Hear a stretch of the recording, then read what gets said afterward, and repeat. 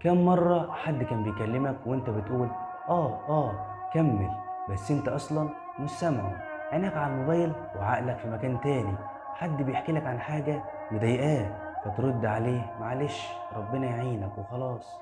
احنا بقينا موجودين بس مش حاضرين، بنبص في عين الشخص وعقلنا بيفكر في الاشعار اللي جاي.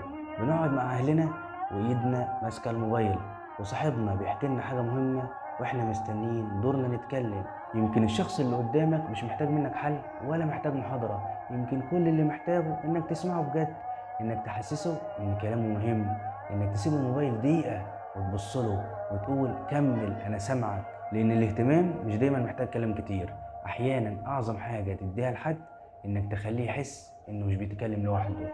فالمرة الجاية لما حد يكلمك ما تسمعوش بس، اسمعه بجد، يمكن تكون اكتر شخص محتاج يسمعه النهاردة. وما تنساش تصلي على النبي. سلام.